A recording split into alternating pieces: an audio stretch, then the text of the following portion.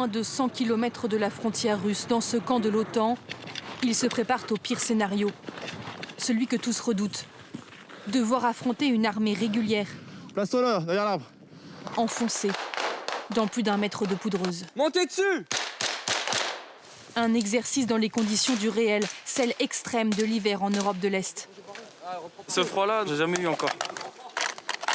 Les mains engourdies Je sens plus mes doigts. par des températures négatives. Tu vas bien m'aider vite fait?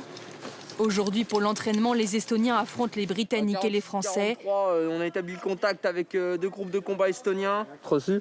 Le vrai ennemi potentiel, personne n'ose dire son nom, mais tout le monde y pense. Il faut dire qu'à l'Est, le voisin russe est plus que jamais menaçant. Ici, à Tapa, en Estonie, cette manœuvre annuelle de l'OTAN a aussi pour but de l'impressionner, de le dissuader d'attaquer.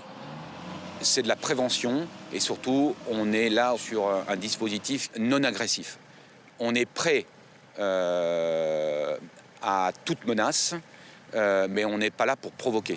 Face aux troupes russes, depuis 2017, les forces de l'OTAN en bleu sur cette carte se sont positionnées de manière défensive. Dans les pays baltes, la Pologne, la Roumanie, à leur demande. Mais ces dernières semaines, les soldats russes multiplient les manœuvres, se rapprochent des frontières de l'Europe. Les 1000 hommes de l'OTAN, 700 Britanniques et 300 Français sont comme une assurance vie pour l'Estonie et son armée d'actifs de seulement 6000 soldats. Sur le terrain d'entraînement, les Estoniens sont mieux équipés, plus habitués à ce froid polaire.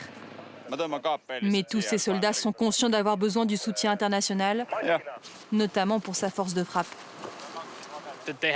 Ils ont apporté ici des chars que nous n'avons pas. Nous entraîner contre des chars est vraiment important et précieux pour nous. Mais maîtriser de tels véhicules sur ces routes enneigées reste un exercice périlleux, T'es parti un peu trop à gauche. Regarde, t'avais un boulevard à droite.